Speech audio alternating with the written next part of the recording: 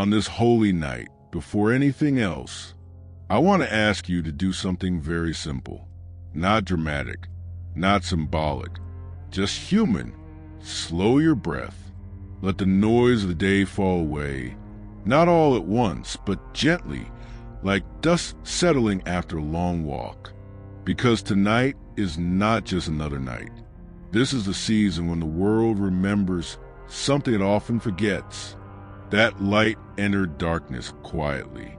No trumpets, no crowds, no power displays, just silence, a night, and a child born into it.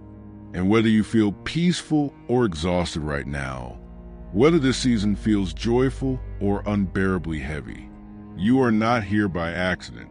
If you are listening to this, it's likely because your soul is tired, not the kind of tired sleep fixes in an hour, but the deeper kind, the kind that comes from carrying too much for too long, from holding yourself together through another year, from smiling when your heart wanted rest.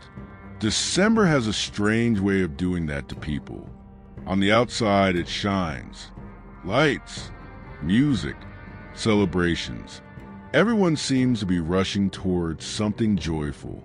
But inside, many hearts are doing the opposite. They're slowing down, looking back, counting losses as much as blessings. And in those quiet moments, late at night, when the world finally softens, questions begin to surface. Did I do enough? Why does peace still feel far away? Why am I tired even when nothing is happening? If that sounds familiar, let me tell you something gently. You are not failing. You are human. And the Bible understands this far better than most people realize. That's why the words you are about to hear were not written in a palace. They were not written in comfort. They were not written by someone untouched by fear. Psalm 23 was written by someone who knew what it meant to walk through uncertainty, someone who knew danger, loneliness, waiting, and yet it became one of the most trusted passages in Scripture, not because it shouts strength, but because it whispers trust. On a night like this, a holy night, Psalm 23 doesn't demand anything from you. It doesn't ask you to fight. It doesn't ask you to prove faith. It doesn't ask you to be strong. It invites you to rest. That matters more than you think. Because long before Christmas became noise, it was silence. Long before celebration, it was surrender. Christ did not enter the world to overwhelm it. He entered to dwell within it, quietly, gently, close enough to be touched. And Psalm 23 carries that same spirit. It doesn't deny darkness. It doesn't pretend valleys don't exist. It simply tells you this. You do not walk them alone. Tonight, you are allowed to stop striving, to stop rehearsing tomorrow, to stop replaying yesterday. You are allowed to listen, not with urgency, not with expectation, just presence. Let the words come slowly. Let them settle where they need to. This psalm has carried countless people through nights just like this. Nights of uncertainty, nights of grief, nights of quiet hope. And on this holy night, it can carry you too. Stay here. Nothing else needs your attention right now. There is something sacred about silence. Not the awkward kind, not the empty kind, but the kind that feels held. On nights like this, silence doesn't mean absence. It means space. Space where the soul finally stops defending itself. Space where the heart no longer needs answers, only reassurance. That is where Psalm 23 begins. Not with urgency, not with instruction, but with relationship. The Lord is my shepherd. Before provision, before direction, before protection. Relationship. A shepherd does not shout from a distance. He walks close. He doesn't drive the sheep forward with fear. He leads them with presence. That matters, especially now, because many people enter December already exhausted, not from lack of effort, but from too much effort without rest, trying to control outcomes, trying to fix what time hasn't healed, trying to carry responsibility meant for God alone. And the shepherd meets us precisely there, not when everything is resolved, not when faith feels strong, but when the soul is thin.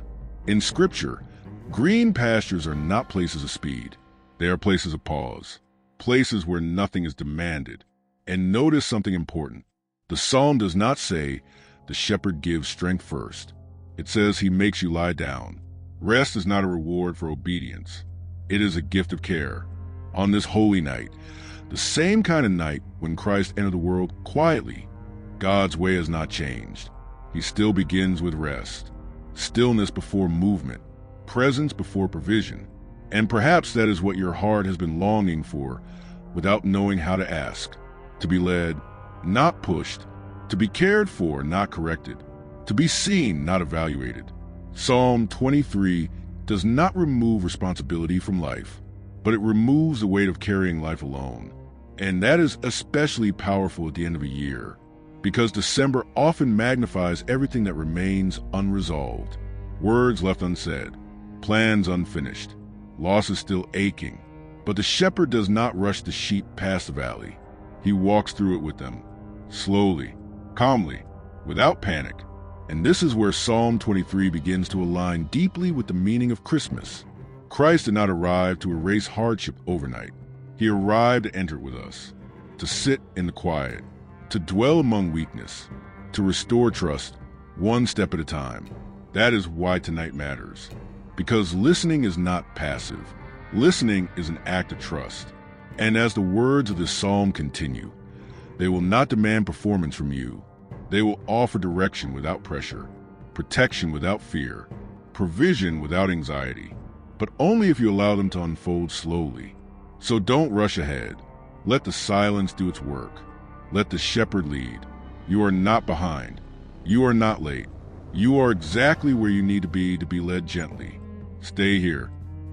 There's a part of Psalm 23 that many people rush through, not because it isn't important, but because it feels too close.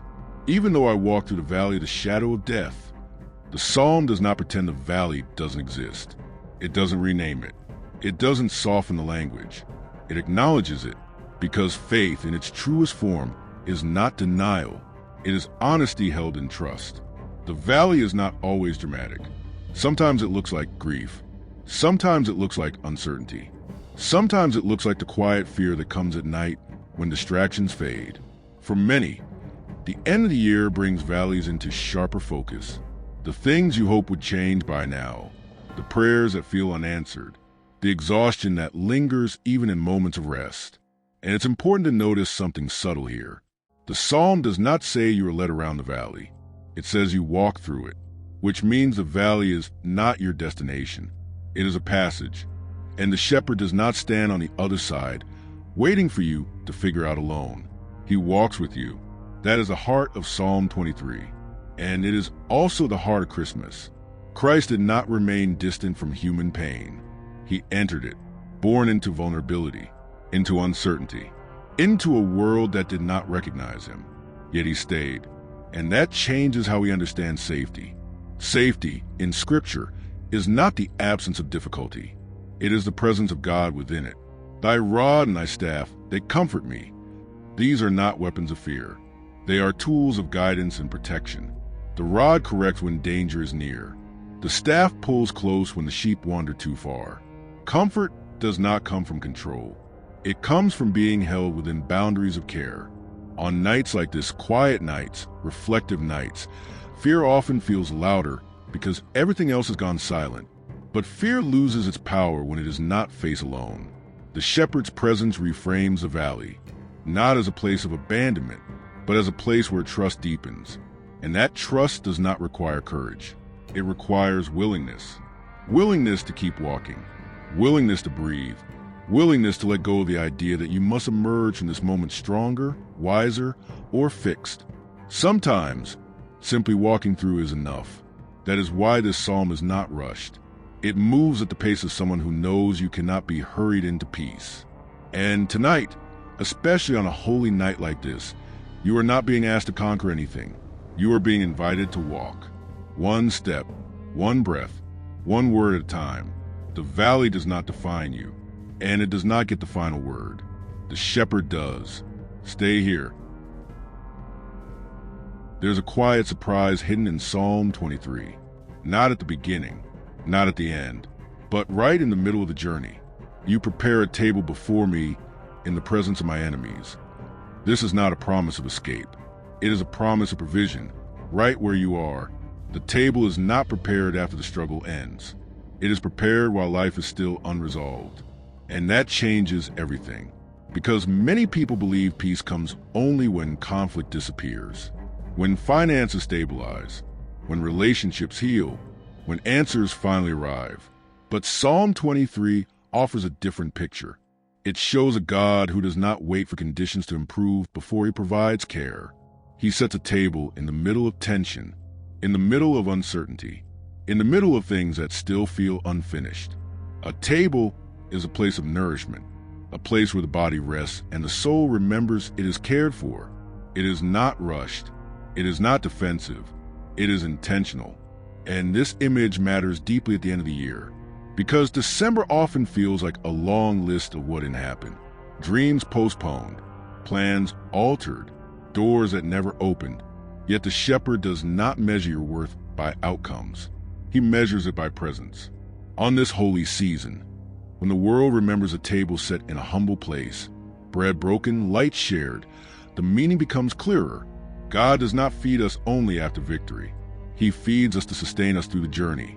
And perhaps that is what your soul needs to hear tonight. That provision is not always dramatic. Sometimes it is quiet endurance. Sometimes it is the strength to keep showing up. Sometimes it is rest when nothing else changes. You anoint my head with oil, my cup overflows. Oil in Scripture is not about excess. It is about care. Healing for wounds that may not be visible. Refreshment for skin made dry by long seasons. Overflow is not always abundance in the way the world defines it. Sometimes it is simply having enough peace, enough breath, enough grace to continue. And notice this, the psalm does not say your enemies disappear. It says you are nourished in their presence, which means fear does not get to dictate your posture. You do not have to stay tense. You do not have to stay braced. You are allowed to sit, to receive, to be strengthened quietly. That is deeply Christ-like, because Jesus did not wait for opposition to vanish before he sat at the table with others. He broke bread in the presence of misunderstanding, betrayal, and doubt. And still, he offered peace. On this holy night, Psalm 23 is not promising a perfect ending to the year. It is offering something more sustaining, the assurance that you are not overlooked, that nourishment has been prepared for you, that even now, even here, you are being cared for. Stay with that. There is a promise at the end of Psalm 23 that many people misunderstand.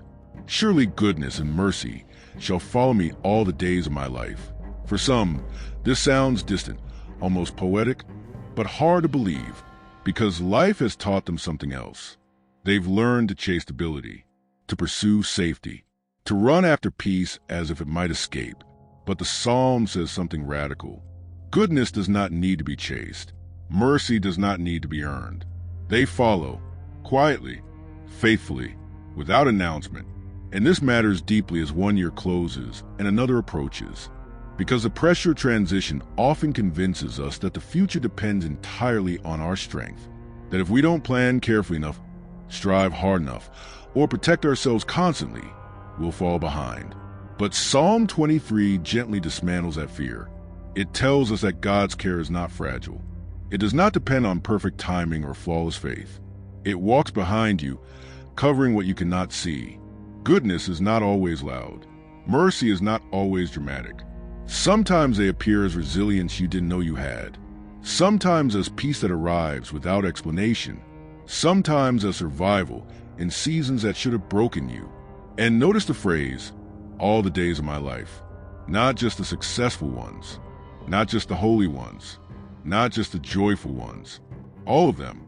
That includes days of confusion, days of grief, days when prayer feels thin.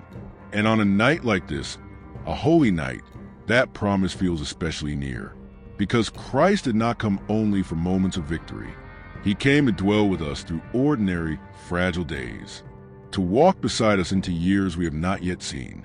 I will dwell in the house of the Lord forever. This is not about location. It is about belonging, about being known and kept. To dwell means to remain, to stay, to be held without condition.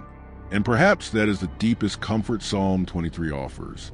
Not that life will suddenly become easy, but that you will never walk it alone. As this year releases its grip, you are not stepping into the unknown without guidance. The shepherd goes before you. Goodness and mercy walk behind you. You are surrounded. Tonight, you don't need to resolve anything. You don't need to decide the future. You don't need to carry tomorrow. You are allowed to rest in the promise that care continues. That presence remains. That love does not expire with the calendar. So stay here a little longer. Let the words echo gently. Let the quiet do its work. You are safe to rest. As the words of the psalm settle, there is nothing more you need to do. No effort is required now. No understanding needs to be forced. This is a part where the soul rests. Psalm 23 does not end with urgency. It ends with assurance. A steady, quiet knowing that care continues even when awareness fades. That is why these words are often returned to again and again, especially at night. Because night has a way of revealing what the day keeps hidden. Fatigue, unspoken fears, thoughts that wander when everything else becomes still. And yet, the shepherd does not withdraw when sleep approaches. He remains. As you lie down, as your breathing slows, the promise does not loosen its grip. You are not being watched from a distance. You are being kept. Let the image return gently. Green pastures, not rushed, not demanding. Still waters, calm, unbroken, unthreatening. A path that does not require you to see the whole journey, only the next step. Even in the valley, you are not abandoned. Even in uncertainty, you are accompanied. The table remains prepared. Nourishment remains available. Goodness and mercy do not fall behind when you grow tired. They follow, quietly, faithfully, all the days of your life. If thoughts arise, let them pass without engagement. There is nothing you need to solve tonight. If worries return, acknowledge them gently, then let them rest outside this moment. This time belongs to peace. This night belongs to rest. Christ did not enter the world to overwhelm fragile hearts. He entered to dwell among them, and that dwelling does not end when consciousness fades. As sleep approaches, allow the words to soften. The Lord is your shepherd. You lack nothing you truly need. He leads you. He restores you. He stays. And even now, especially now, you are being held in a care that does not sleep. Stay here as long as you need. Let the silence carry what words no longer need to. Rest.